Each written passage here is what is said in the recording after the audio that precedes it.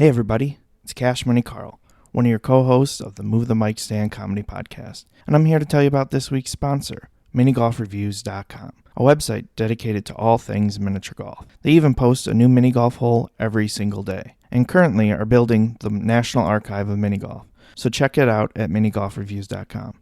Now enjoy the show.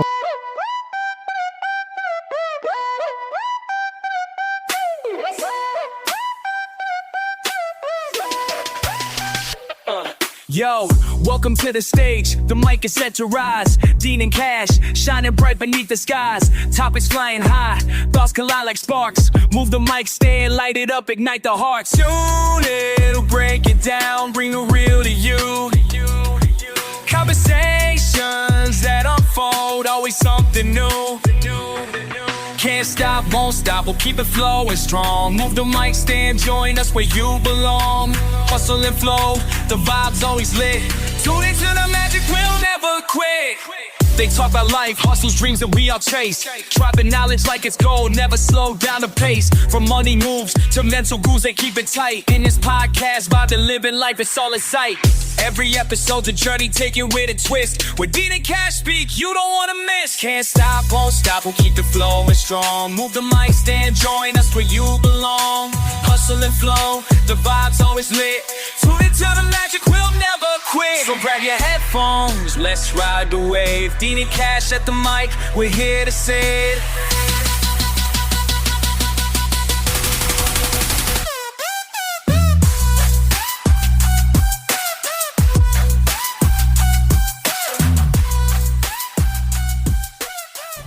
Hey everybody, welcome to this week's episode of Move the Mic Stand podcast. I am one of your hosts, Dean Berg, and with me, as always, my buddy, Money Karl. I'm not your best friend this week? No. Oh, okay. No, I'm just kidding. Yeah, of course you are. Okay. It's fine. I just wanted to change it up, because if I say that every week, people will be like, Jesus Christ, Carl's allergic to blueberries. And Dean is always talking about Carl being his BFF. Buddy, pal, friend. We could do the whole South Park routine. Okay. Yeah, or whatever. But we're not alone again this week. We're like going hard on guests this season. We finally actually started looking at the guest submission thing too. Getting people signed up. Yeah.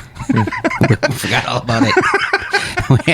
On the website link, we actually have a link where you can fill out a submission form to be a guest. We kind of forgot it existed. And now I have to filter through thousands and thousands of people. So pretty crazy. Nigerian princes that need some money on there too. Nigerian princes. How'd you know? Are you the Nigerian prince? Yeah. No. And I guess we probably have to announce who this disembodied voice is. Yes. What was that? Where did that come from? It's on a Macho Man impersonation. The spirit. Oh, you turn. Man, Do you want it on? I'm cooking. You can turn it off. Yeah. Okay. We were referring to the fire. The fireplace. All just in order to build the hype of who the mystery person is. And drum roll. Wow. Jeez. It's Abe Auer. Wow, thank you. It's great to be here. Yeah, I can tell. That was probably the best hype or intro you've ever had. That was amazing. Yeah, okay. It's amazing. Might record that and play it over the PA every time I come on. We can make that happen. Got Abe. I've got some wasabi peas. I never really ate them before. I like them because I like spicy things, but they're a little bit different. They burn differently.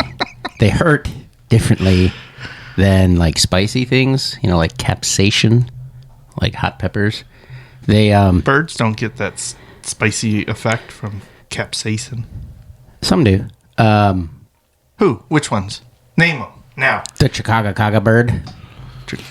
The Chicago hot dog bird? What? Chicago bird. I don't know. I made that up. Okay. No, they're interesting because they hurt differently.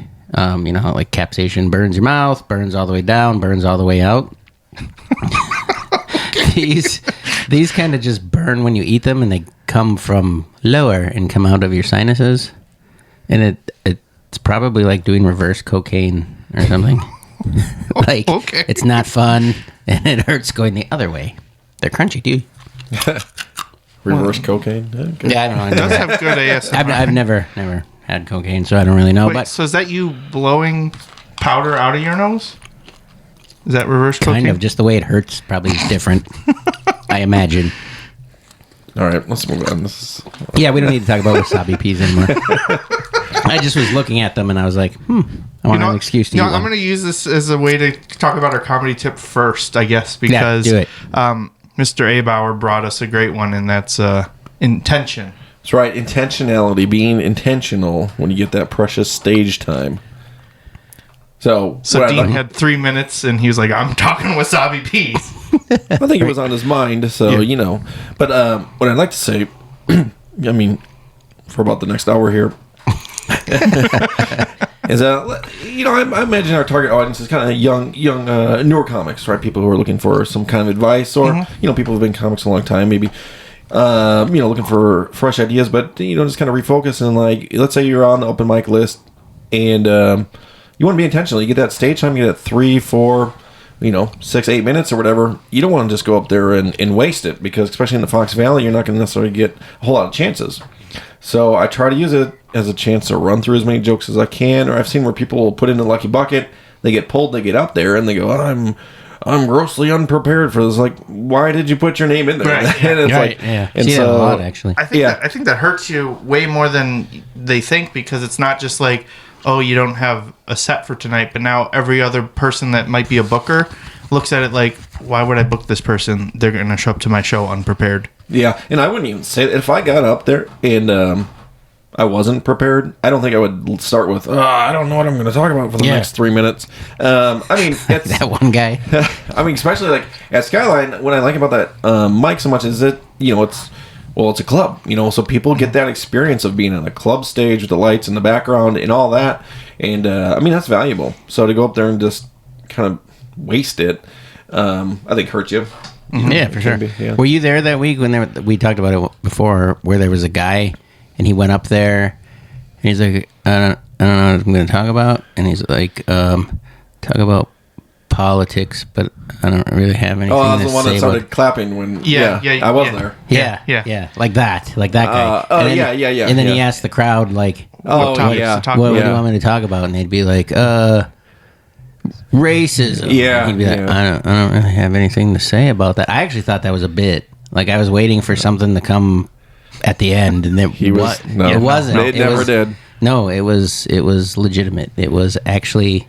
I think he thought it was just gonna come to him on stage. Yeah, as soon as Like, you start talking into a mic, things He's like, just "I'm randomly gonna come be- in your yeah. head, and you can talk about them like wasabi peas. Yeah, and it never happened, and it's been noted on air that yes, he was cut short, and it's just because I started clapping in the back. Yeah. And I'm Oh, like, yeah. That's right. I remember that now. let's Yeah, just, you started clapping. You were just like, you know what? Let's just get this guy. Let's help going. this guy out And, here. and not only did I think you started the clap, I think you were actually hosting that night. I think Dean I was, was operating the light. I was the light guy. I thought, You're the I light thought guy. you were hosting. Yeah, no. No?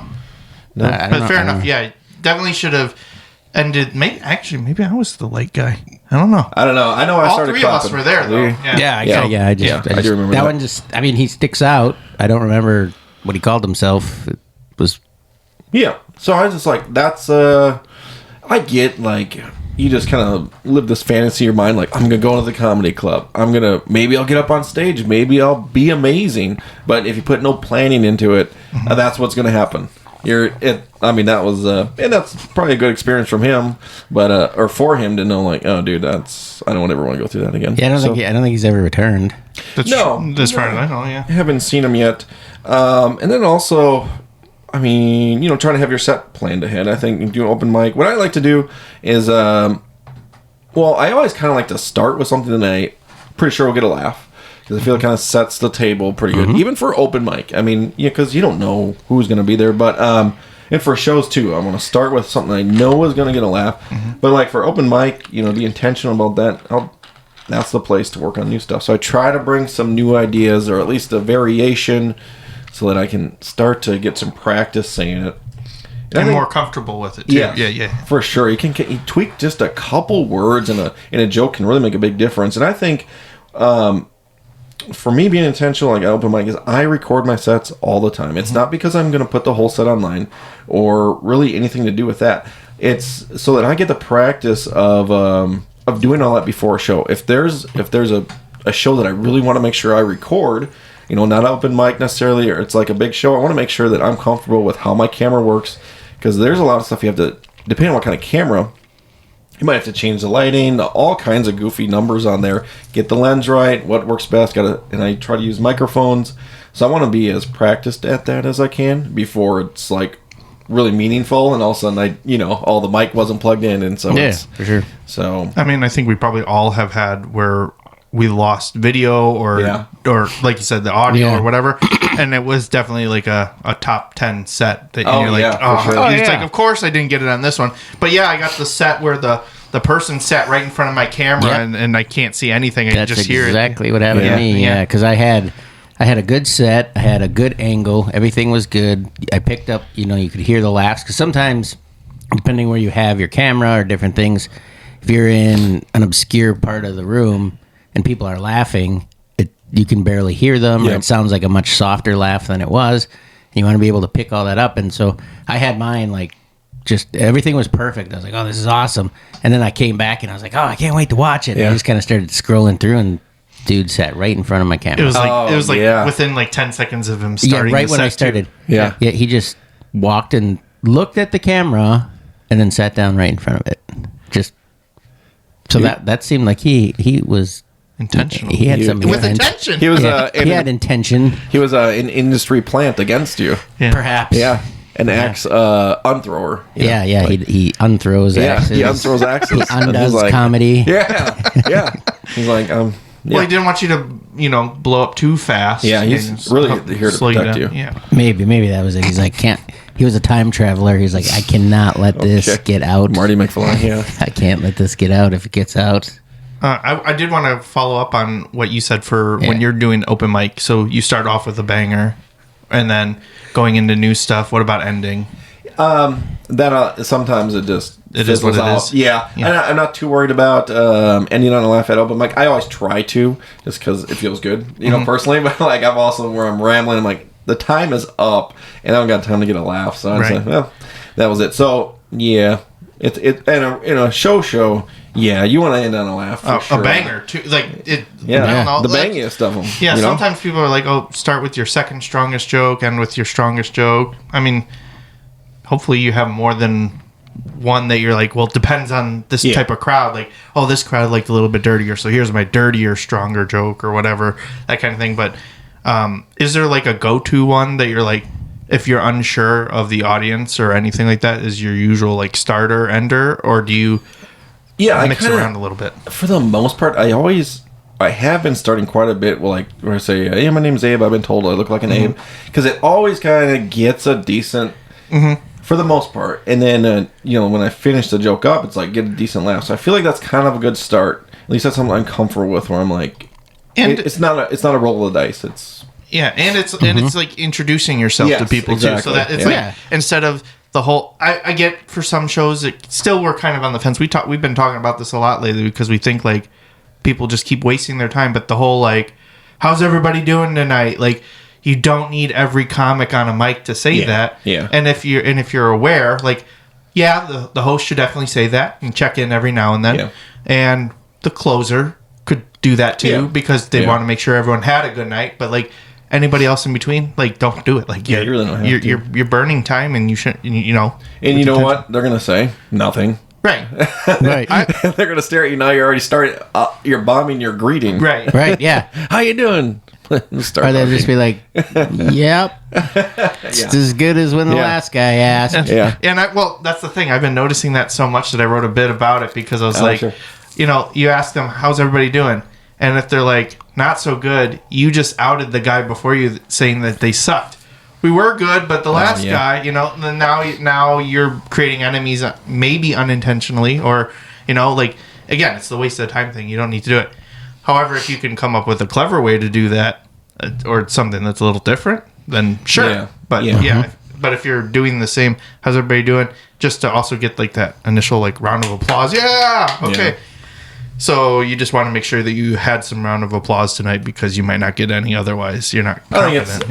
I don't know if that's in, but yeah, I mean, there's, well, I don't know if they're like, oh, at least they'll clap for this. I don't think it's that. I think it's a planned out nervousness. sometimes. I think, it's nervous. Sometimes. Like, Or that's they how don't you- know how to start. Yeah, that's how you start. Like, how do I break the ice? Like, oh, hi. Hi. You just gotta, I think just get up there and start going for it. Sometimes I will, if no one's acknowledged the bartender, I'll say something, or the host, but I think everyone's pretty good about that. Someone always, at least, one person at least always says, give it up for him, host. But Yeah, again, it I is. think it's the same thing though. It's like you don't know how to start, so you're just trying to.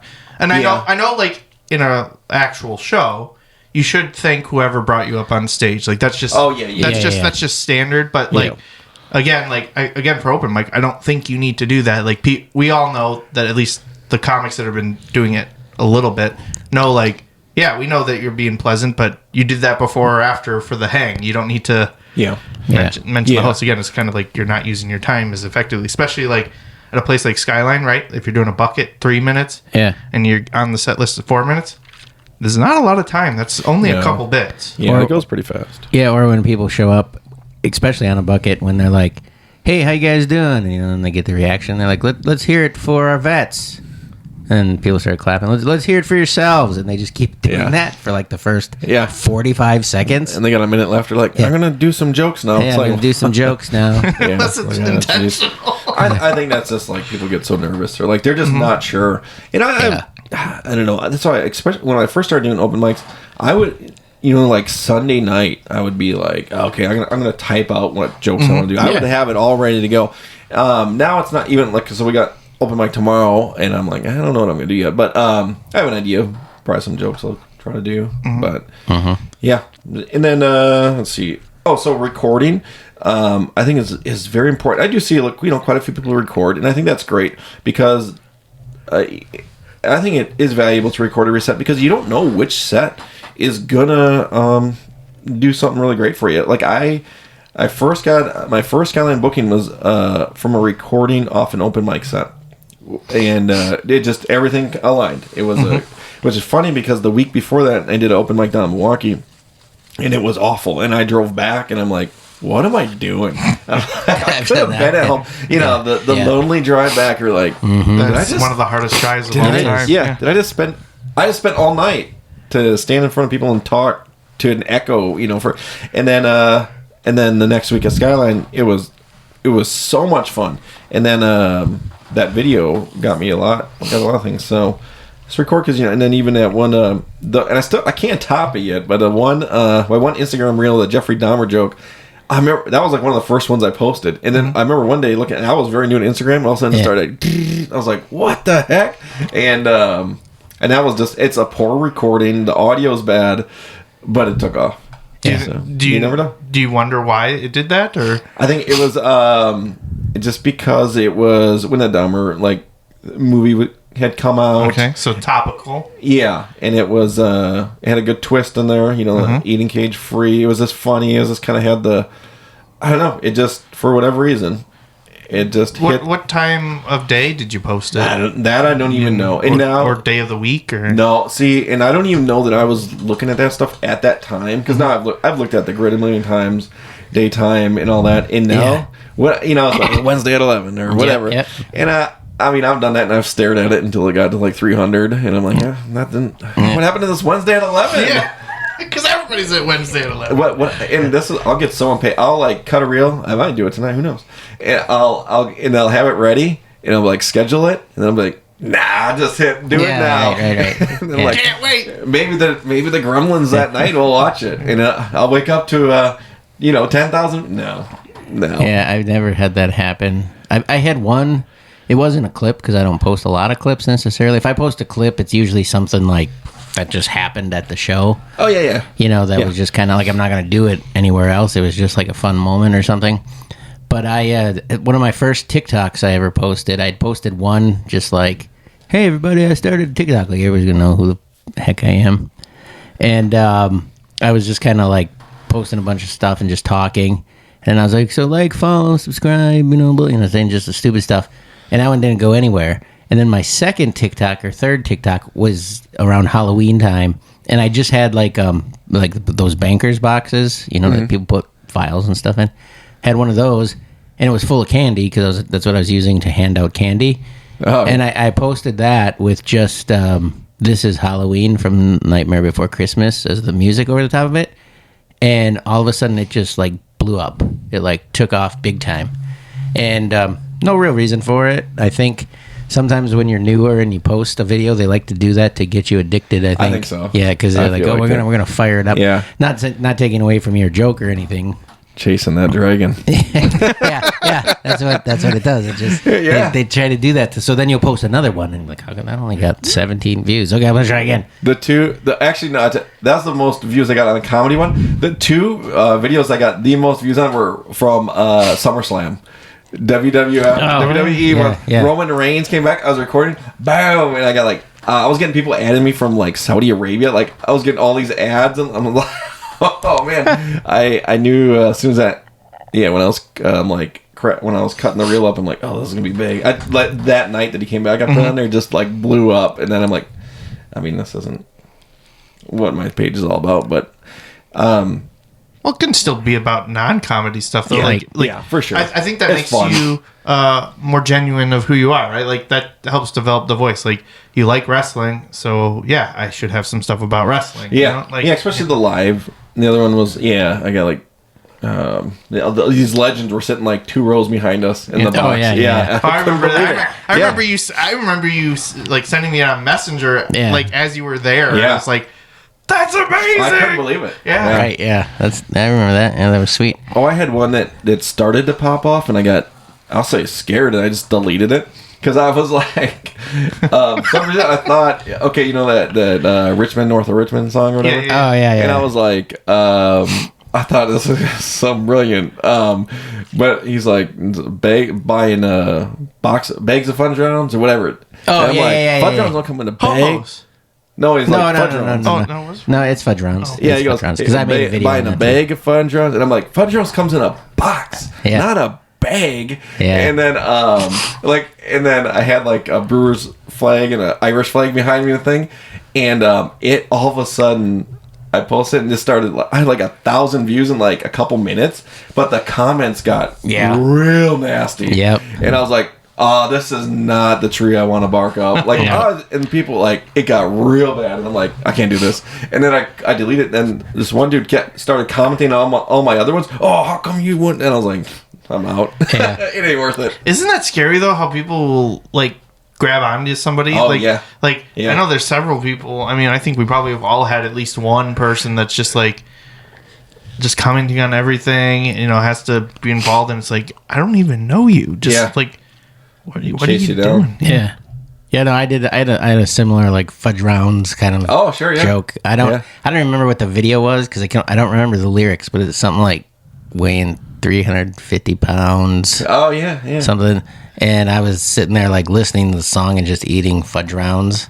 And then I don't remember what I did, but it was kind of the same thing. And then all of a sudden there was just all these like crazy comments starting to show up, and I'm like, I'm just going to pretend I'm Jack Black on the next one or something, you know, or I did something stupid.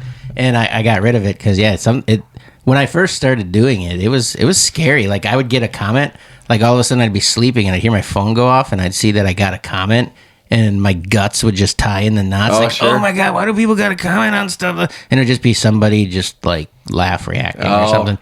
But it would, like, freak me out every time I would get a comment, and then I just stopped caring. It is weird. Like, YouTube is the one that really I don't get comments on a lot of the things, which is fine.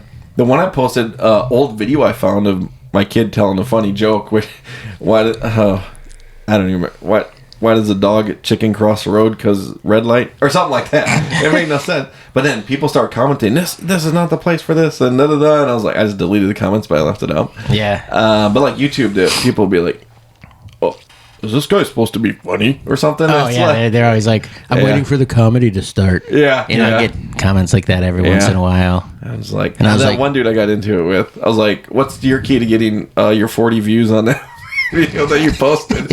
And I'm not trying to be a YouTuber. Like, you're live streaming yourself playing video games. I don't Well, then what are you trying to do? Yeah. But I take it too personal, so that's fun. I did for a while, but it's always the dumb ones that are like don't quit your day job, or when does the comedy start, or when does it get funny, or stupid stuff like that. Yeah. And I don't know, it's just kind of like one guy commented, and I was like, or he said, when does the joke start, or where's the joke, or something like that. And I was like, it was the day your dad busted a nut in your mom, or shit like that. And I'd start to kind of fight with him and go back and forth. Like one day I was just going back and forth with this guy, and I was just like, yeah, I got him. And then he'd come back with something else, and I'd be like, go away. And I just keep doing it and doing it. And then I realized, like, oh, I'm encouraging him. At the same time, it does help push your video That's out. what they say. Yeah, that's what they say. Like, is it worth the heartburn, though? That's the no. question. Well, I mean, it's just... I don't care if it's like a stranger, if it's negative or positive or whatever. I just care if it's someone like I know and will interact with again in my life is usually where it's a problem. Like if another comic that you're like, we're going to definitely see again on the scene or whatever, and they're just like trashing you, and it's like, okay, do we do this publicly or do I take you outside after the club? do I take you outside and have Dean beat you up? Because that's usually what happens. Well, I think, and that's a good point. I think, too, being intentional in your relationships with other comics, I mean, is also very important. I mean, we've all been hanging for a couple of years, at least, open mics or, our 10-star performance done at the video game convention. That was a good time. That's a good time. I mean... Man, what a interesting outcome that was. Talk about driving home sad. All that. I mean, I don't think I was sad. No, I think I was glad that at least they just showed their true face on what they wanted. Yeah. But yeah.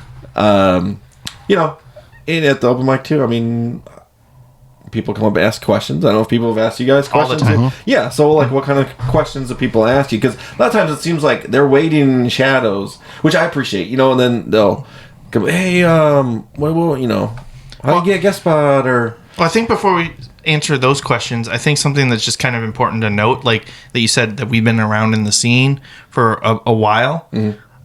Like when I started, I saw a group of people that I considered like the veterans, and I would be that person in the shadows trying to, ask questions to. I feel like that is us now. We're like the leader. Like those other leaders have moved on to different. They didn't die. They moved on to different areas, different scenes, or whatever. And like, yeah, we do have to lead. And if we're not leading by example, then what are we doing? Like I feel like we all want everyone to do really well, because if our scene's strong, that means more opportunities in general. Mm-hmm. But doesn't mean that people just aren't going to take advice or don't want it, even though they ask for it, which is really weird when someone asks like for advice and then they're like, "No, I'm good." I think okay. The open mic crowd is interesting. Like you say, I think there's this natural turnover of people who are like, they go to open mic to get familiar with comedy, get good at comedy, and then they're like, I have a good 20, 25 minutes. What do I have a family. I'm not going to go sit there and listen to this. And so I think there's a lot of that. Yeah, or you will see people that pop in then, every couple months, like, hey, I need to get some stage time. I got a show coming up. And, people who have done it for quite a while. But yeah, I totally agree. It's just... the natural turnover, or people, they, I was thinking, like, what's their goal? I see someone up there and they're like, are they trying to get booked? Or is this just, they're just wanting to bring their mom here to hear them talk about God knows what? Well, I was going to say, there's probably lots of reasons why people do it. I mean, like anytime I see someone going up there and they're like killing, but they're using like street jokes or Reddit jokes or whatever. Yeah. And it's just like, they're not serious. Like, no, I mean, it's like, that's fine if you just want to get up there and have a performance, but like, don't expect like that's going to be a set that's going to get you booked, because anybody that's actively following comedy or whatever, they know that that's not going to fly. The way you said that, I've never thought of it this way, but like if I went to like a music open mic, I already know that like I'm not good at music, I can play guitar or whatever, but like I'm not going to a music open mic hoping to get like booked for music shows. You're just there to have fun. Yes. Yeah. To just have fun and to just do it. So maybe there is a decent amount of that too, but I think everybody wants to be like, I'm going to at least give it a shot. Who knows? Maybe I have that funniest joke and then I'm going to be the next funniest comedian of all time. Like, there is some delusion and sometimes unachievable expectations, but at the same time, like, why not have a little bit of that dream? Because that obviously gives a little fire in your belly to be like, I'm going to do it. Because I don't know about you guys, but people I talk to that, that like comedy, and you're like, oh, why not give it a shot? And they're like, oh, I can never do that. I can never get on this. Yeah. And it's like, I guess that's true. You never could do it. So Yeah. You know who I miss seeing James Thorne there a lot.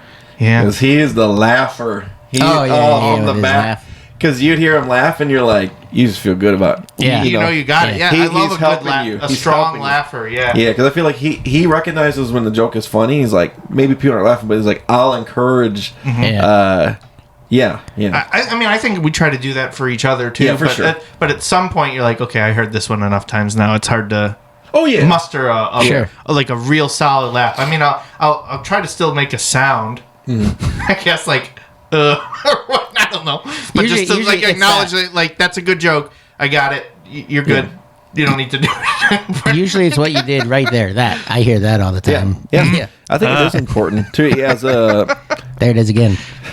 and I hear you on some of my recordings too. I'm just like, oh dang, yeah, here we go. But I just think, and you'll see people come up one or two times or do some weird thing, and you're like, oh, it's okay if I never see you again. There are some people that you're like, what? Like, why? Like they'll come up and just do something super crazy.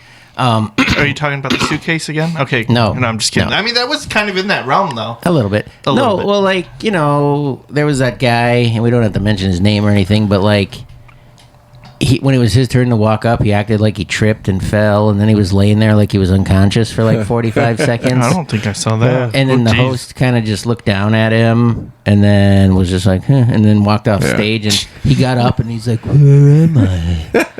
What am I doing? And just weird stuff like that. Or the same guy was on stage another time, and he was telling everybody, take out your phone. And he's spending like, I remember that one. 3 minutes of his set just telling people to take out their phone. So they could look him up on YouTube? So they could look him up on YouTube, because he wanted them to watch his YouTube video first. You know what's funny? I have a funny story about when I was at Milwaukee Improv, when I was hosting those shows for Dusty Slay. He's like, I need you to kill some time in between when you bring me up. He's like, because he had to switch. He had like a Rode microphone thing. He had to switch with the feature. So he's like, do whatever. He's like, I need a couple minutes to switch this. So I went up there I was like, take out your phone. I was like, all right. I'm like, the first person to follow me on Instagram was gonna get a shout out or something like that. And then all of a sudden, like, I got like 30 people all at once, and I was like, oh dang. And then and he didn't care, but then he got up there and he goes, I can't believe he just did that. Because he had just followed me like on Instagram like right before that. And then he goes, I hope you all delete him after this. He's like, I want him to delete his account after this show. It was so funny. But yeah, it kind of depends. I think there's a time and place to be like, hey, if you like me, get your phone out right now. But open mic, I mean, that's ridiculous. Yeah, right, I remember one time another guy that did that. So he was looking for follows, and I unfollowed. Yeah, so did I. I did too. Unfollowed him as he was asking, so he lost his numbers going and down. Then he's just like, hey, I'm losing people. What's going on? That's funny. I had 250. Now I have 245. What happened? Dang. Yeah. That's... I don't know what it is. I'm obsessed with... I love when all of a sudden I get that follower. Like, if I look at the number and it's down one, I'll be like, I'll try to tell myself that it was like a bot. Yeah. This OnlyFans thing or like I'll look at the deactivated accounts. I'm like, it's probably one of those. Yeah. It's so silly, but like, gosh, dude, I think about that stuff. I lost like 6,000 followers on TikTok like in a week, and I was like, what did I do? So I was going through what I posted. Like, did I post something? Yeah. And I'm going through, looking. They had to be bots because it was all like in one day. Oh, so I think it was bots. They removed them. I think TikTok probably. removed them. Well, I just saw that my followers had dropped by like 6,300, and I was like, what happened? Yeah, at one point they were doing like a purge. They were trying to help reduce bots on like Instagram, TikTok, Facebook. Well, that well, it'd be nice to let me know. Yeah, like to say like, hey. I think they did. That was the news. Oh, yeah. Well, and that's a good segue to another amazing point about being intentional. Is like the stuff that I post, I try to make it. I've heard the critique too. Like, don't post a joke that's not really ready to be out there, or like that gets no laughs. You know, like there are some people, they've built their platform on like telling open mic jokes that get no laughs, and they've kind of blown up. And I've seen some, and the jokes are pretty funny, but it's that open mic with like 3 people there. But you know, I try to post stuff that I at least is decent enough to put online, or that I've put some thought into it. I've never really put any like actual clips on. Usually, if I'm putting something out there, it's usually just like a little teaser thing, and I might not even have the audio. Like I might do like a highlight reel of like me shooting the money gun off in like different places, but like it's usually I never have like the joke actually out there because I don't know. Not that I mean, I write a lot of different stuff, and I'm always trying different stuff. Kind of going back to your point of like your set list at like open mics, you start off with a banger. I don't know. Maybe in this like last year, I've intentionally not been doing that. I've been just trying to let's just roll with the new stuff and see how it goes. An unbanger. Well, the thing is that they're usually not a terrible reaction. Like even like on literally a first draft, and you're like, oh, that actually hit. Like cool, we're going in the right direction. I'm not saying that all my stuff always hits, but like I'm intentionally trying to do that because I feel like it makes me a little uncomfortable and unsure, and then I try harder, I guess, a little bit, and then now I keep writing more stuff. Like show that we did this weekend, Dean and I and Stan Dabrowski, who was our guest last week with his wife Jody, he headlined for the first time. She's our fact checker, so she's going to fact check everything that we say tonight. Check everything. Yeah, so good luck. So if you want to know who that one follower that left, she'll find out. She'll find out who it was. Yeah. We did the show, and we did 2. We did in the same night. We did a clean show first, and then we did an adult show.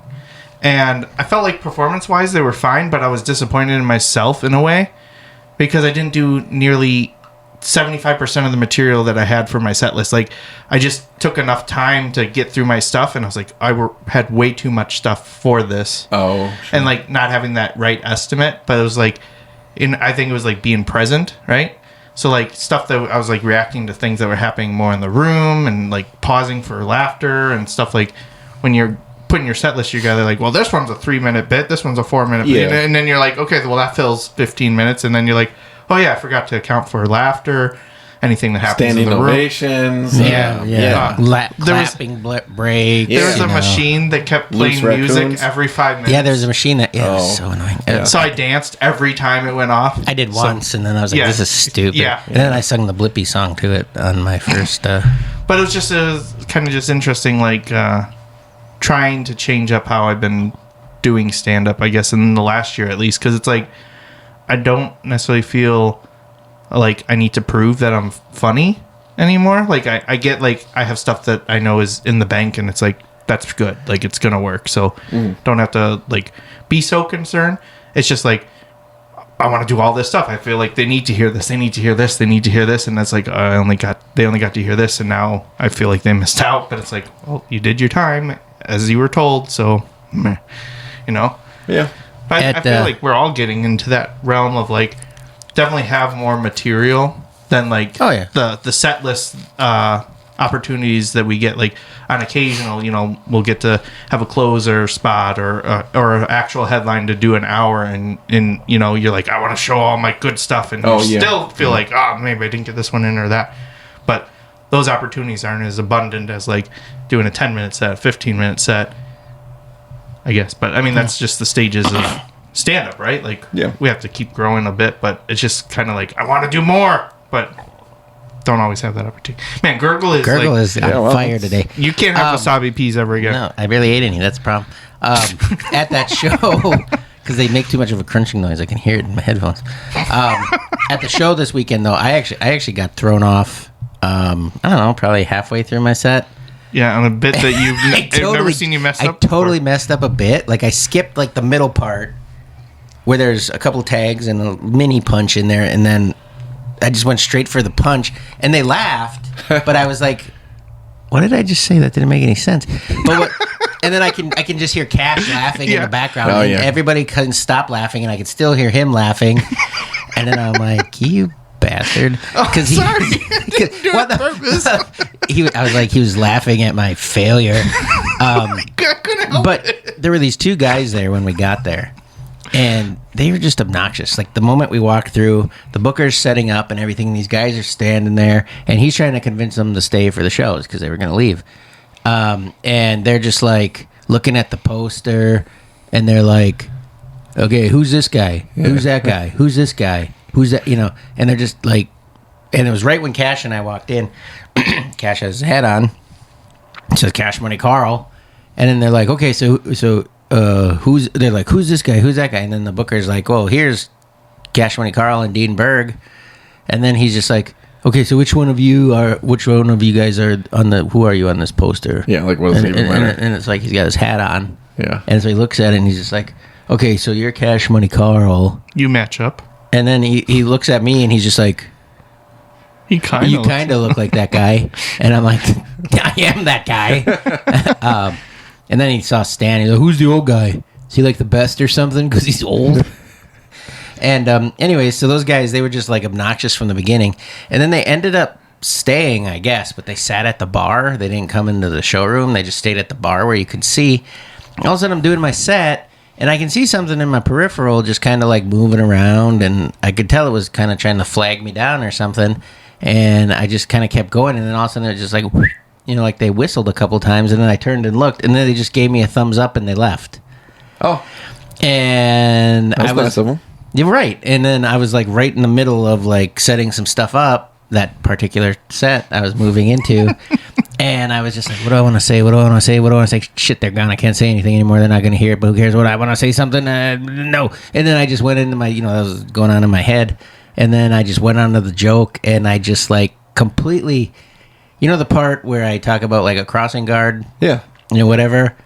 And then, yeah, that whole deal. Okay. I just jumped right into the punch. Like no crossing guard. no crossing guard. Just- Nothing. Yeah, I just said, you know, it's part about the street light. Yeah. No crossing guard, and just right into the punch. And they laughed, but I was like,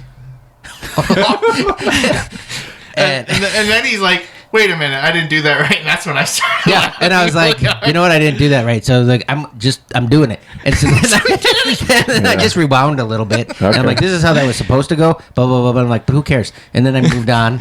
That's what made me laugh, at the fact that he went back and did it anyway, even though they knew the outcome. They laughed, Yeah. and there was a laugh. I was like, I should have probably just moved on. But I was just so pissed off that those guys, like, you know, interrupted and messed me up. It was like different than like a heckler or something like that. Because I was like, okay, cool, thanks. I'm glad you like it. Yeah. You know, and then they just left. Yeah. And then it just kind of jacked me up a little bit. I think that's the challenge with some of those type setups. Yeah. If it's like the showroom, but the bar is also kind of the showroom. You know, it's like, Right. You know, It was There was a separated wall. enough. oh, okay. But It just had like a wide opening to get in so people could sit at the bar and sit there and watch, you know. But everybody that was there claimed they were going to close the bar and kick everybody out. And everybody who was there had paid for a ticket. yeah. But I know some friends of mine came and I don't think they even got a ticket. I think they just came and sat down. Yeah. it might have been because they were later, or after the. Clean show. Yeah, I don't know if they really tracked but whatever. I think you just kind of made me want to go back to a point you said about James Thorne. It was like laughter, right? Yeah. I've definitely have messed up other comics videos, not intentionally, but just because I laughed too hard to something. One I can particularly think of is for Chuck Charles one time. Pandemic. When we were up at Cheers 2 in Coleman, Wisconsin. Wow, you remember that? I couldn't tell you what it was. And he said something like, pandemic, and then he went, pandemic! Like he just screamed it. and it made me laugh because I was thinking of the TV show The Middle with Brick. Okay, where yeah. like they'll say something and then he'll like whisper it, and I thought that Chuck It was was like the basically opposite. doing that, the opposite. And I was wheezing Yeah, like, laughter, like losing my breath. He Like, didn't. For like a good kind of 8 laugh. to 10 minutes. Yeah. Like Chuck just kept rolling, and he's sitting there. Cash is in front of me, and I'm just sitting kind of a table back, and he's just like, I could just see him, like, just his body just like shaking, like, shit, he's I'm just, turning red. like he's and just sweating. laughing. I couldn't stop. I was like, he's gonna die. And that's how you get the term, oh yeah, I murdered in there. Oh, yeah. Yeah. Yeah. I try not to, but at the same time too, like if you making me laugh like that, I'm gonna remember that. Like it's not gonna help you put that video out, but I don't know. Maybe there's something to look there. And be like, why did they laugh so hard at that? Right? Yeah, I think too about like posting jokes and whatnot. Sometimes I'll use ones that I know that like this isn't going anywhere, or it's like topical. I'm like this has gone in the wind. I'm like it. Some joke about Packers, or like I had a really funny joke about Pete Rose. I thought it was hilarious. I got some views at where it's like I think I remember that. The over under was 84. He's like one last time. But I am like, well, I have to do it this weekend. Otherwise, it's not going to make sense to people later. Or I actually had I did not. On Instagram you can do like trial reels where it won't show it to any of your followers. Yeah, and then like the A/B thing, the A/B testing too. They did on Facebook. Does it? But that's a little different because it pushes it out to 2 groups. It doesn't show up on your page till like 3 hours. Yeah. And it'll push it out, and then it'll kind of see like whichever group reacted to it better, and then that's the one it'll bring back to your page. And then when you... That's Facebook? Yeah. It's a A/B test, it's called. Okay. And then it'll... ABE. It's annoying, though, because if you're like, oh, shoot, did I misspell something or whatever, you have to wait till somebody likes it to be able to find it, at least from what I can tell. Oh, yeah. And then you can click on it, find it, okay, I need to edit that. I said something stupid or I spelled something wrong, because I do that all the time. Yeah, I'll be editing it and I'll hit all right, publish or whatever, and then like one of the 3-word titles is messed up. Yeah. Then I'm like, does editing mess up the algorithm too? Like, I don't know. Wonder, I don't know. I still get I'll edit stuff sometimes 5-6 times. Yeah, or I'll do it and then I'm like, I should have a better thumbnail. And I go in, but I had a Hulk Hogan joke that because Instagram will cap it off on the trial. It says, okay, you've reached this many views. Hit this button to send it to everyone, and then they won't keep showing it to people. So you have to decide. Oh. And I was like, I can't do it. I can't. Too much respect for Hulkamania. I thought it was pretty funny, but I'm like, I can't. So that's actually a good question then with writing. So when you're writing a joke, and if it is something that you find kind of could be offensive, so whatever your Hulk Hogan thing was, obviously you love wrestling, you love Hulk Hogan, maybe not necessarily Terry the person, but whatever. How do you determine if you're like, I can't post this, but maybe I'll still perform it at a mic or do it at a show, depending on how you feel? Yeah, I think the biggest ones is always about joking about someone dying. It's just because it has kind of even the Pete Rose thing. I'm like, well, I have no connection to this guy, but I mean, people might see it as insensitive or right. Those are the ones. Well, I think it also depends if are you at a comedy club versus a bar show, right? If you're at a comedy show, you're hoping at least that people are there to laugh and you know that it's a comedy show.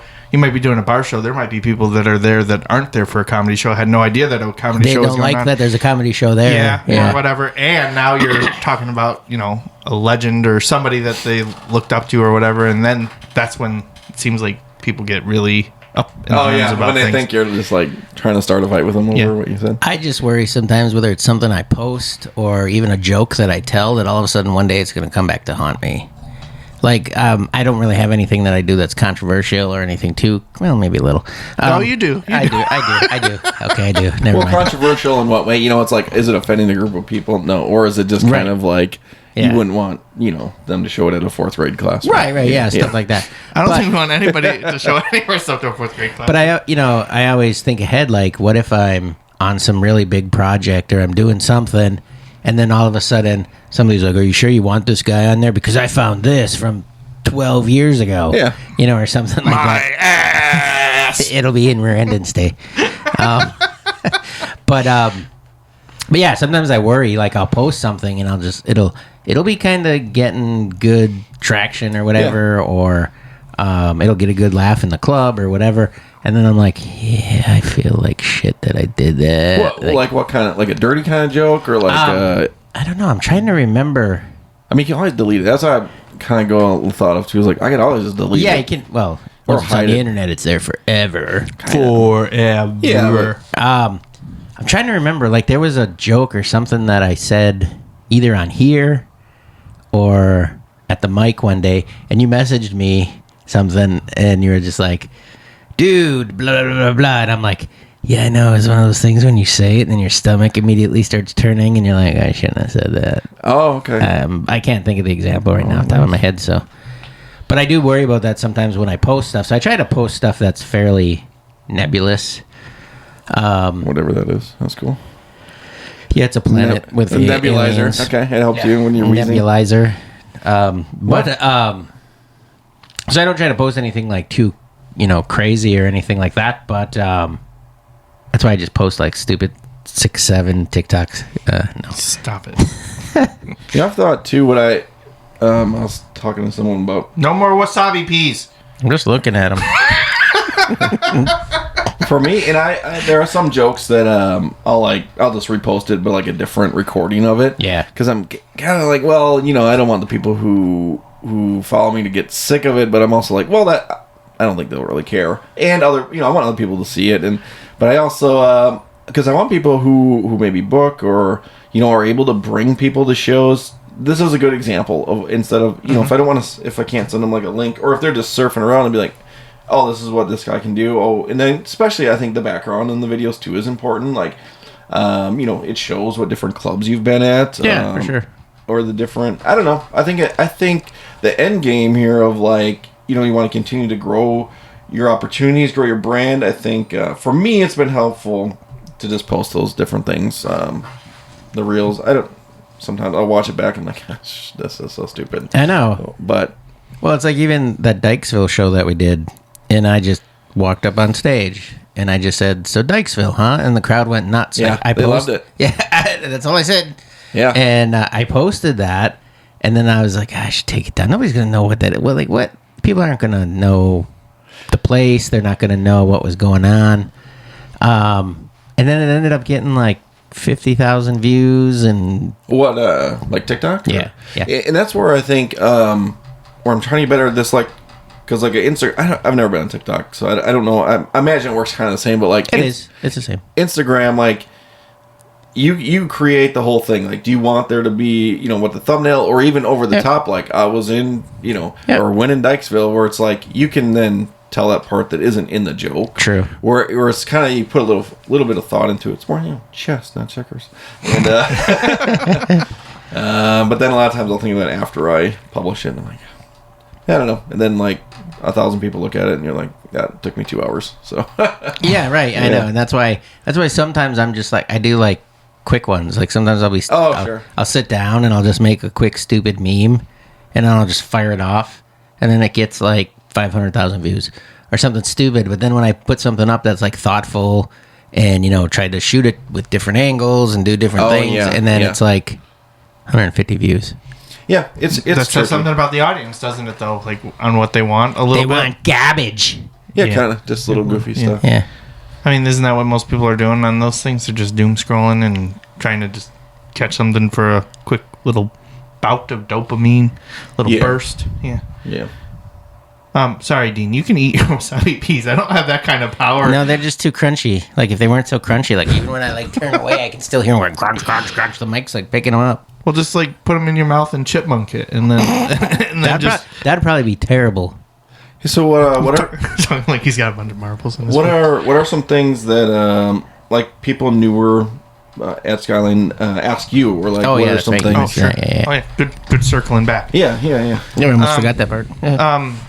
Most of the time, people would ask me just how to write bits, like okay, because I don't know. Like again, I feel like I do almost new stuff every time I've been there in the last year. I mean, sometimes I'll just want to polish up something that I haven't done in a bit or whatever. But like, I'm usually doing a new set every week when I'm there. Yeah, and I think people are starting to notice that a little bit. They're like, "You're consistently. Are you the?" This one has always kind of been the thing. I know I'm not usually the funniest person in the room, but I'm usually one of the most entertaining or engaging, I guess. So having new stuff, I think people are noticing that more. That they're like, okay, what? I hear Money Karl's coming on stage. I better listen. You know what I mean? Okay, like, yeah. There's kind of like you're not pegged into like 3 or 4 different jokes. Yeah, it's like here we go. Here we go. We're gonna hear the drug joke. We're gonna hear the sex joke, or we're gonna hear money jokes. I don't really do a lot of money jokes. I know you don't. That's I what's know kind of you funny. don't. That's what's kind of crazy. That's why I said money jokes. Yeah. No, actually, that's not true. I usually, for a long time with the money gun, I was trying to figure out to do a new way to use the money gun every time. Put bullets in it. Okay. Well, depends on the night. But yeah, it's just trying to tweak. And that kind of thing is more like just tweaking a couple words here and there. For but sure. just having different things because at one show that I did last week, I also have a little mini money gun. And it Shrinkflation. yeah. And it jammed on me, so I had to come up with something on the spot because like I did want it to shoot off. So I was just like, oh, sometimes you're firing blanks. It's okay, So it's just like something quick. So doing that consistently and trying to do something different with it each time. I have a lot of like, if this scenario happens, I can do this and that sort of thing. That's actually kind of where one of like my best opens with the money gun came from. Was one time where it did actually jam on stage, and I want people going wild when it blasts off in the crowd, and it jammed, and that's when I was like, I should get somebody to rub it. And then it did, and then it shot off, and then and then it took from there. But yeah, most of the time people are asking me just how to write jokes in it, which is, I don't know, I feel like the question people should be asking, like, how am I getting booked if I'm not the funniest guy in the room sometimes, but and I mostly book Dean, and then I just get to tag along. But that's fine. I don't mind it. I'm just there for looks. Yes. But yeah, usually people just ask me, how do you write a bit? And then I'll be like, well, what kind of bit are you trying to write or whatever, and topics, and then we go from there. But yeah, I don't usually get too much other stuff. People don't usually ask me anything. Oh. I mean, sometimes they'll walk over and say, like, good set, or they're not, or they'll just look at their feet when they walk by, or whatever. Yeah. And I'm just like, you guys can talk to me. I don't know what the deal is. Because you're intimidating, because you say all the time that you're beating people up. I do not. Yeah. I'd never say that. I'm a former cage fighter. I only do a small little bit about that. But that's enough, I guess. more often than not, I like, if I do get questions, like from bookers a couple of times have been like, how long you been doing comedy? And then I'll usually be like, oh, that was my first time. Yeah. And then they'll be like, what? And I'll say, no, I'm just kidding, I've been doing it for a little while. So I'll get that, like how people will ask me sometimes like how how long I've been doing it, or they'll repeat a joke back to you. I get a lot of like, what you should do, like that joke was hilarious, but what would really make it hilarious? Like this one guy at a show that I did, I don't remember where it was. It was just a couple weeks ago. And after the show, he was just like, hey, when you said this, you should have added after it, oh, let's go axe throwing. And then after this one, you should have added, let's go axe throwing. And after this one, you should have added, let's go axe throwing.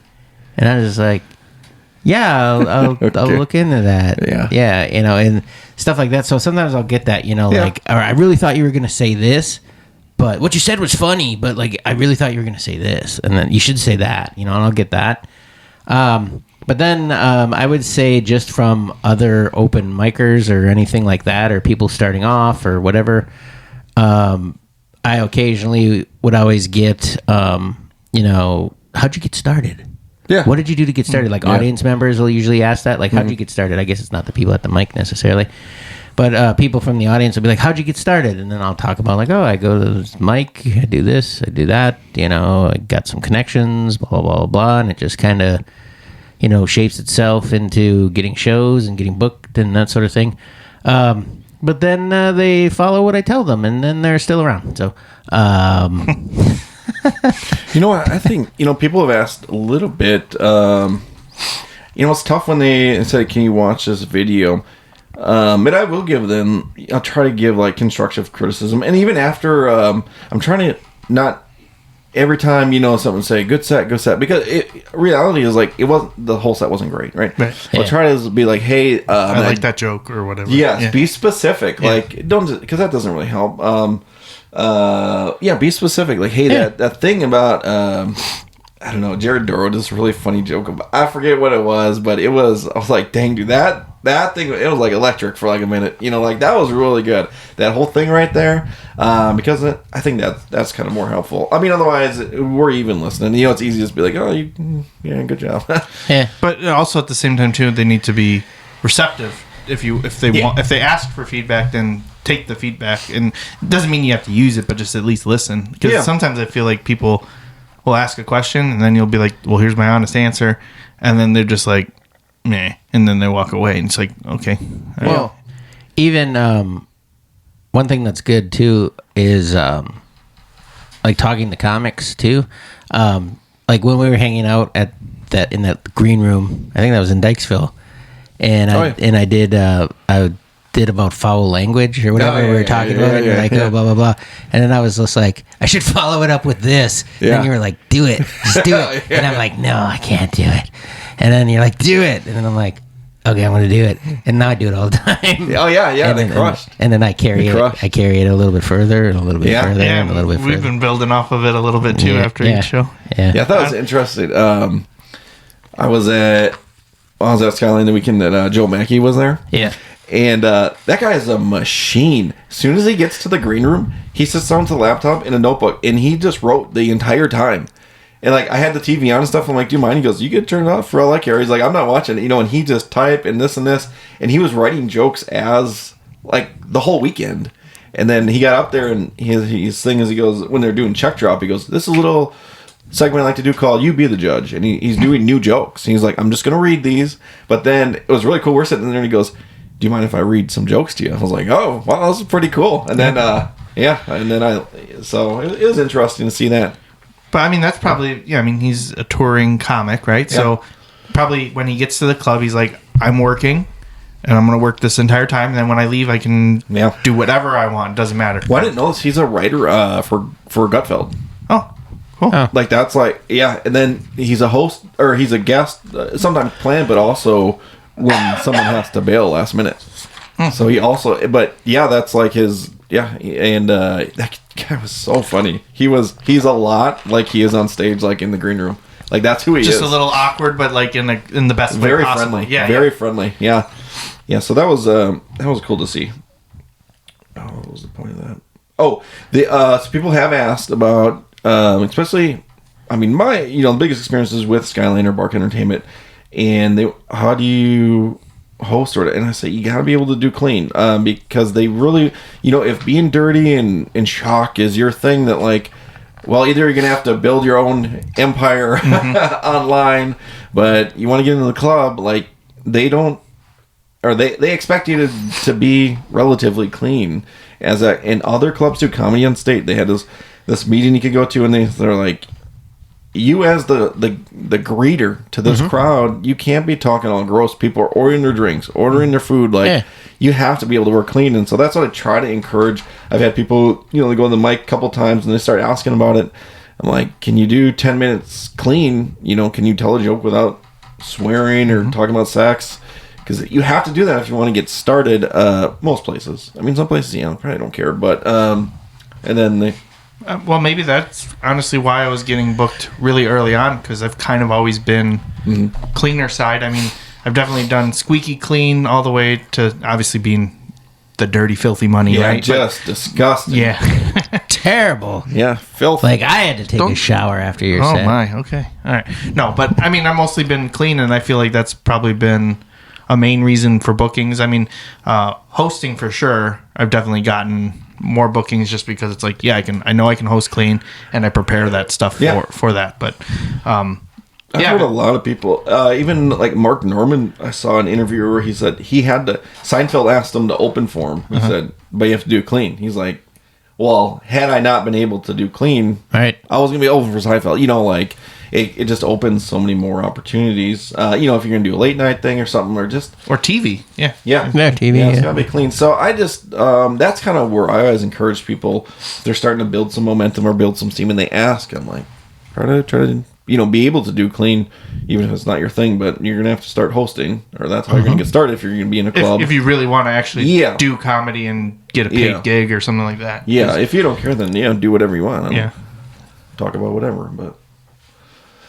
Well, that's the thing with a lot of my stuff too, is I can make it clean. Like my stuff I don't think I'm terrible. I've seen people like way worse with nastiness and whatever. But I've got a few things, but nothing too crazy. But when I first kind of was getting back into it, like 4 years ago, people would come up to me and they would say like, yeah, you're pretty clean. And then I was like, I am? And then after I looked at it, I was like, oh yeah, that stuff is clean. But this past weekend that we did the show for the clean show was a family show, and there were like little kids there. Yeah. So that was unique. I told some Blippi jokes. You did a whole array of stuff. Did some Spider-Man jokes. You could. I think you could share one of those at least, just because of you're probably never going to use it again. Do one of them. Which one? Like a Spider-Man one or what? Yeah, do a Spider-Man one. Like, I actually, the one that I thought that got the biggest laugh, that I was just like, whatever, is I was talking about Blippi, and I don't remember how I think I asked one of the little kids, like, if they like Blippi or something, and then the machine started playing the stupid music, so I started singing the Blippi theme song along to it, and then I was just like, isn't Blippi crazy, like how he goes to construction sites all over the place, and he gets all excited, and he's like, wow, it's an excavator! And, and he's like, look, it's a dump truck, and stuff like that. And he gets in the vehicles and he starts playing around and he does stuff and it's really cool. And whenever I do that, or he gets all these, gets all these accolades and everybody loves him. And whenever I do that, I get arrested. And everybody like laughed at that. And I was like, that was so stupid, But that was one that, all ages it worked for. Like everybody got it. Yeah. It has all the elements of it. It did. And then there were just stupid, like, street jokes of, like... Also, you had a plan... I did have a plan. But it never came to fruition, but you did, like, regular kids I did those jokes, and then I made them adult street jokes for the adult show. So, because people stayed for both shows. Oh, okay. So, it was like, okay, well... We obviously were doing different sets for both shows, but he was gonna like basically like redo his set so they already knew the punchlines from the kids show, and then just change them to be like completely adult. I did that. Yeah, you did with the Spider-Man. I did it with the Spider-Man one mostly. Yeah. Spider-Man ones. And back to the clean thing. So last Thursday, I was able to host at the Milwaukee Improv for a comedian named Aaron Weber. Mm-hmm. He's a Nate Land podcast co-host. He travels with Nate Bargatze at times. And he's based out of Nashville, but I've done shows with him before, and he asks everyone on his show to be clean. There is no real, that's his desire, and he often brings his own feature who he knows will be clean, and that is probably a big reason why I got that show. And he sold out the Milwaukee Improv, so it was like 400 people there for one show, and a big part because when Nate was in Milwaukee, Aaron was on that show, and that's. I think a lot of times how they do that, how they plan those. So Aaron's at a Nate Bargatze show with thousands and thousands of people, and then at the end of his set, he goes, "Hey, I'm going to be in Milwaukee in a couple months." Sells out his 400-seat show, but then it's kind of that same because when Aaron was up there, he goes, "How many of you guys saw me at Nate?" And it was a lot. It was a lot of people, and so there's kind of like that ripple then, and like, well, I'm hosting a show where people are here because they saw the cleanest comic who and so. That was a big reason why I got that. Another good opportunity to be at Wisconsin's not that many comedy clubs, so it was a huge opportunity. And so again, that came from being able to work clean. So yeah, and part of that was like, how did Aaron, like you said you worked with him before, but like how did Aaron, like obviously he's probably worked with a bunch of people, so how did he be like, oh, I remember Abe, I want to work with Abe, or like how did that connection part happen? So I've done, let's see, I hosted for him at Skyline 2 years ago, and then because I work with Brian Bates and Dusty Slay quite a bit, or go to their shows and see them too quite a bit, so just that constant connection with his podcast co-hosts. Right. And then when he was with Nate, well, then I hosted for him at Tacoma Comedy Club, which is also a Bark entertainment room. Right. So I just stayed connected to him. Then when he was down at Zany Chicago, I said, hey, I'm on one of the late night shows after your show. He's like, get there early, you can hang out in the green room, that kind of stuff. So just maintaining that contact. And then when he was going to be in Milwaukee, I said, he announced that it sold out. And I was like, dang, I didn't buy a ticket. He's like, just come and hang out. So they're comics are able to help each other out that way. Yeah, like, for sure. You can just come hang out. You don't gotta, like a lot of Dusty's theater shows, I've been able to just watch from the sidelines, take photos, and just be a part of it that way, which I really appreciate. And it's a lot of fun to see how to see people do that. And then so with Aaron, I had mentioned to him like, hey, he's like, yeah, just come hang out. So I know that's an invitation then to just hang in green room or to not have to buy a ticket. So I get that part, right? Yeah. But like, so this was at the Improv, right? Yeah. Brookfield. So like, they, will do attendance or like check the lists and stuff like. So how did he put you on a list or like how did that work that you could just go in like the green room and stuff? Because they're not just gonna. Well, I got booked then to host that because I had emailed the booker specifically about that show months ago. Said, hey, when Aaron's there, if you need a host, I'd be happy to do it. Sure. Yeah. But then you send those emails and you don't expect to hear anything back and just leave it be. And then I had reached out to Aaron. I said, hey, because I said I have emailed the booker about hosting. Either way, I'm coming to the show, and he said you can do a guest spot if you don't host it. Either way, because he's really good about filling the time, and like I've been to shows where a lot of the shows I've been on with him have been 4-people shows because he'll have people do guest spots and which is great. Yeah, I was gonna say that's great because some people that headline a weekend. They don't even want like a host really. They just want someone to introduce them, not even do a set, and then just they do the whole like a 2-hour thing. And you're like, geez. Yeah, he's really good. I mean, his main question before, well, can you do clean? And then so he's I've seen him very generous with that. And then so he did reach out to the booker because then she did reply to my email and said, hey, Aaron, reach out to me. Yeah, if you want to host, it's yours, basically. So, but as far as getting, when Derek Strupa was going to watch him and Zany, he's like, just call me. He goes, I'll put you on the list. Just come to the show. And then I saw him on the in between shows outside Zany Chicago, and he goes, all right, just come with me back here. And he goes, I forgot to tell the club. He's like, this is me getting you on the list right now. And then he's like, cool. Yeah, he goes, just come up here. So. That's as you, I don't know. And my suggestion to people too is like find people in your wheelhouse. I mean, there's a lot of that's just kind of like the people I gravitate towards in that world, and then just kind of build from there. People who are similar or that you enjoy their company, and also to trust and everything too, because there's a lot of unfortunately negative aspects with doing show business too. So it's like finding people that ride or die essentially, right? Like that's how like Dean and I are. Like we're always we want to work together all the time because we like each other's company. So we try to book each other together if we can. Doesn't always work out that way. Sometimes it's just like, hey Cash, saw you at Skyline. Is your friend Dean available? Yeah. That's happened a couple times, which is fine. But it's usually Dean will be like, I'll only take this if Cash can come along so he can carry my stuff. So I don't say that. I don't take you along. Yeah. No, I usually say, yeah, put Cash on. I'll come. He'll host for me. Or and I think that's a great way to do it. Okay, so do you have any more questions? Otherwise, we can help promote your stuff that you got going on. Hence, we wanted you on the podcast since like inception of the podcast. Yeah. But like, we just wanted to time it. Yeah, we just wanted good timing because you got. Would you say it's the right hour? Could it be your biggest show that you've ever done? Yeah. So that's probably fair for sure. So so you got 2 shows. I was just gonna say, are we gonna tell them what it is, or are we just gonna be like, okay, bye? So you got 1 show on Friday in Wausau. Where's that one? In the Grand Theatre.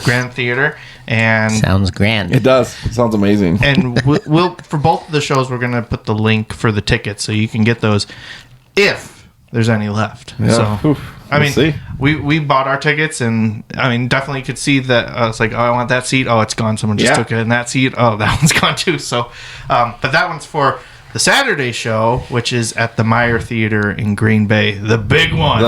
Yeah. And big never endorsement been there before, here. actually. Oh, it's beautiful. It's beautiful You're theater. gonna I've been to 2 shows there. Big endorsement. Charlie Barron's just shared Dusty's when Dusty was on Charlie's podcast, and he says, "Green Bay, get your tickets." So that's like the Joe Rogan endorsement before. That's huge for Wisconsin. Yeah, right, that's a big. And Meyer Theatre is real. The whole floor right now is pretty much sold, except the blue ones with the. What are we gonna stand wheelchair? on? What are we gonna sit on if the floor's been sold? The blue with the wheelchair ones. Yeah, if you need those. But, I bought us the entire balcony apparently. Yeah. So Yeah. Is that where we are? Yeah. The balcony? Yeah. It's great. It's the best personally to me, unless like you were like really wanting to be like starstruck, like to be like, I can't believe I could almost spit on Abe. Like the balcony is the greatest view for that type of show, because I saw Brian Regan there and it was great. Yeah, it's a beautiful venue. I was there a couple weeks ago, and which is cool because I used to walk by there when I was first starting comedy. I'd walk by the Meyer Theatre on my lunch break and be like, "Dang, maybe Someday." And now here's someday. yeah." Then I'd walk by the courthouse, and I'm like, "Maybe there instead." So what's what's the format of the show? Is it you're opening and Dusty's doing an hour and that's it? 2-man show. Oh, I mean or an hour and a half, 2 hours, 3 hours, 6 hours. I think his PR is his PR is close to 1.5. Okay. It's 2-man. It's 2-man show. So How much are you doing? 15? 5, 20 an hour? I'm just bringing them out. I'm just doing the like, VOD. okay, everybody. I don't know, 15 to 20 probably. Nice. Yeah. And I got posters I'm selling. That graphic, that I shared, like the blue. Like that's on a poster. Sweet. Designed by Jack Hazley, actually. Oh, hey, nice. Jack. Yeah. Okay. Yeah. Nice. So, probably 15 to 20. So, Sweet. Yeah. And you'll sign those for people? Yeah, sure. I will, yes. Ask them to sign it. For you. So those shows are going to be awesome. I'm very excited for those. I've been kind of getting ready for quite a while. I got booked for those in August, so I've known, and then just been sitting on it. So that's probably been hard to just contain the excitement. Yeah, especially now that it's finally, here. finally this show week, which is really cool, and just so I'm very excited. I'd love to see anyone. It's the show week, so he's going to actually write jokes for the show. Yeah, starting this week, tomorrow. Let me check the news. Yeah, see what's going on. Yeah. Where can people find you if they want to follow you? Because you got to bring that follower count up. That's right. You got to impress Dusty by Friday. So let's go. He said when I hit 1,000 followers, I screenshotted it and sent it to him, and he shared it to us. He said, "Despite my best attempts, he has reached 1,000." And I got like 30 right after he posted that. Oh, really? Yeah. So he is one of the nicest people I've met and dealt with. I mean, he is. Because he let me come down to Nashville and be on his show down there too. I mean, so he's been a big influence. Very nice guy. Instagram is Abe_Auer, AUER, and my Facebook is Abe Auer Comedy. And spelled the same way. Yeah. Those are the two. I got a YouTube, but they're all linked to whatever. So yeah, sure. I'll put those in the episode description. So. That'd be great. And Abe let me know this week he was in that Michigan magazine too. Yeah. And I do appreciate you. For sure. That's how all this stuff starts, because I was the first one, and then I tagged Dean, and then Dean tagged you. I think I might have even tagged you too. So you had double dipping coming. Yeah, I didn't realize I published that on my thing, and then man, it took off. Like people were posting the New London. Did nothing. Oh, dude, I got almost 100 Facebook, but they're all people from New London. So Sure. But New London has been great to me, and they've been people have been posting in the what's going on in New London page, and there's nothing going on in New London. Is the it's you. Go to Green Bay. So that story was funny. They titled it "Rising Star." I'm like, I'm tired, Dad. Okay, I'm not Rising Star, but I think they had a different title for each. Like 1, 2. Yeah, yours was Rising Star. Yours was Conversations with Dean Berg. Yeah, and mine was like Hidden Gems. Yeah, it's like coming out of like California. They're just it's a great pyramid that we've been a part of. So. Yeah, that's pretty good. Yeah, it was great. It was great. That's been really cool. And I apologize for all the spammy. If you buy the plaque today, I just got another one today. I was like, what are you talking about? These? $243. I mean, it would look sweet, but yeah, the only thing I like that I know of that I gained, as far as like a follower or comments or anything like that, was a guy sent to my personal email. He must have got it off my website or something, and he sent it to my personal email, and he just said, Michigan comedians are R-words. You're like, well, I'm not from Michigan. So. Well, I know. I was like, okay, cool. I mean, okay. You're like. I Respond back. And then he sent me a link to his podcast, which his podcast was the stupidest thing I've ever listened to. He's just he's all alone, which is fine. People do him alone. But he was just like, I go to the drive-thru and it's dumb. That's our episode. I mean, it's not quite like that, but it was just I didn't even want to go to the link just because I was like, I don't want to give this guy any downloads or anything, you know. And then I was like, I want to check it out just to see, maybe he's really established or something. No, not even. Basement troll. Yeah, basically, and he's got 100 episodes. They're all 8 to 9, maybe 10 minutes long. And it's just him So we just did that on this episode tonight then, all of his episodes. Pretty much. Yeah. And I was just kind of skipping through them, and I was like, what is this? How does this even exist? I mean, it does, but... Yeah. Yeah, so the name is actually quite funny. I'll tell you what it is after, because I don't want to promote him, but... Oh, wow.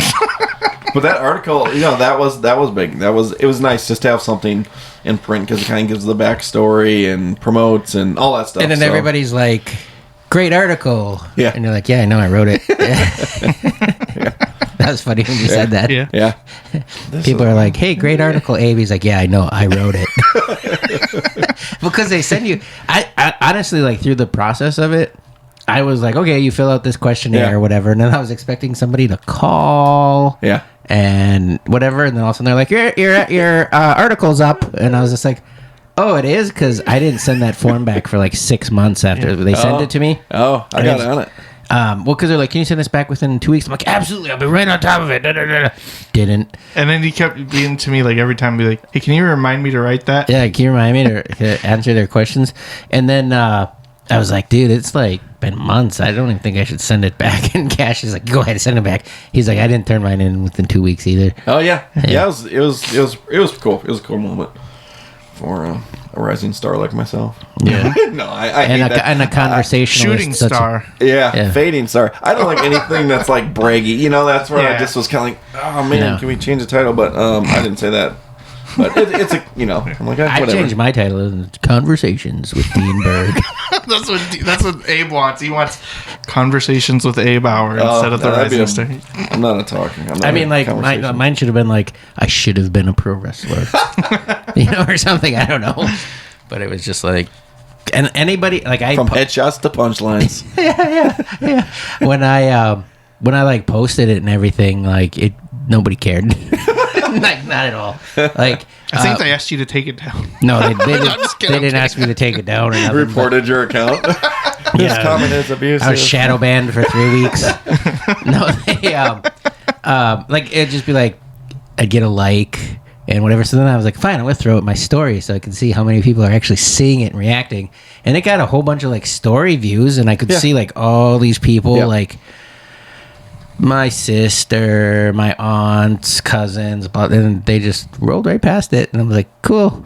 Hope you guys, they're probably we don't care. We know him. We get the point. Yeah, but we don't want to have conversations with him. You can have a conversation with him anytime. Yeah, maybe the title had something to do with it. They're like, if you just come to the family reunion and have a conversation. Did you do A/B test for that one?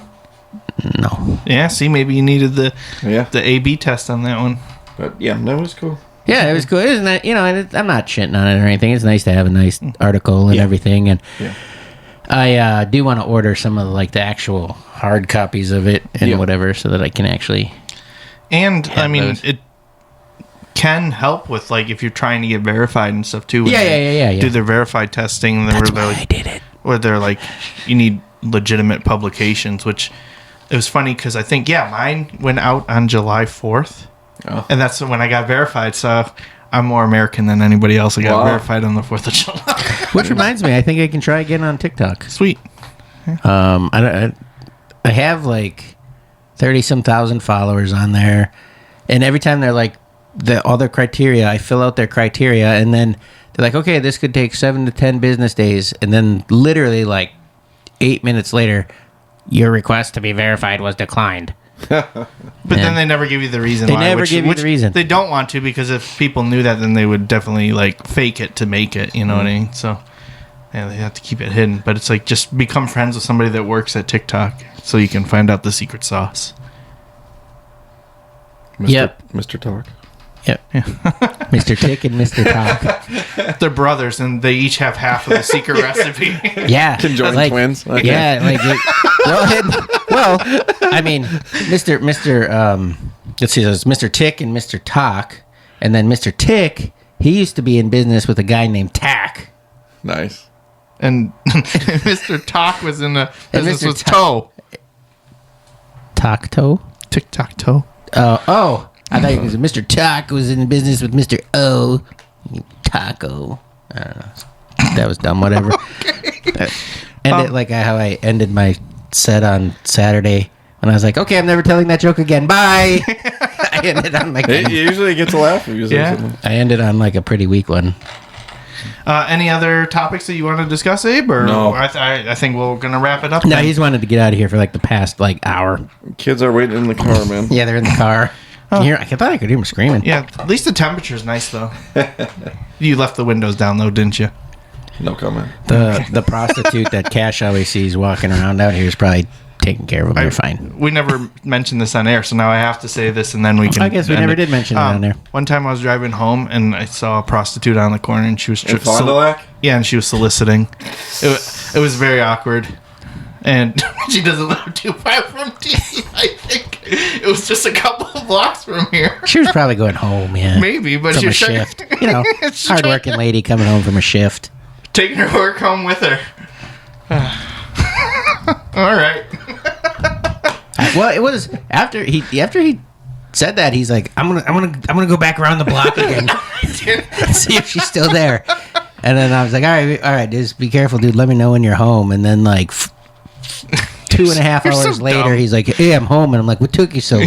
So He's like, dumb. I couldn't find her. You're so dumb. I am. Okay. Usually we have a weird goodbye of some I've kind. heard it. I've heard it. Yeah, So- yeah. You listen all the time. We talk Yeah. about you on here all the It's time. my Friday morning routine.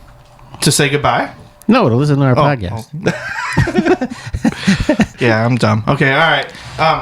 We'll just do our standard one, I guess, then. Yeah, that's fine. Let's do it. But no, I think we'll let you lead it. Oof.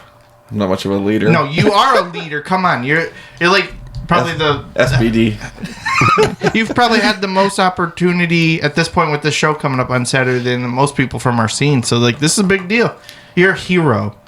Wow. Yeah, we're gonna. Abe's a hero. Some good advice I've gotten along the way is just act like it's another day at the office. Oh, Yeah. all right, good to know. He goes, just another boring day. I got a buddy, Tony, tells me. He's like, dude, it's just a boring day at the Improv, huh? I'm like, yeah, it's so boring. It's so boring. It's all boring. It's like Vince Lombardi and getting a touchdown, act like you've been there before. Yeah. Yeah, same deal. All right. We're out of here. Guys, Okay. thank you so much for having me. Yeah, thanks for it's a lot of coming. fun. I hope you enjoyed your coffee. I did. It was a special blend. I don't want to know. Scooters, Scooters coffee. Oh, yeah. You can buy it in Yeah. pods. It was Scooters pod. All right. So, all right. We're done. Okay, we're gonna We're go out of here. now. 3, 2, 1. Bye. Bye.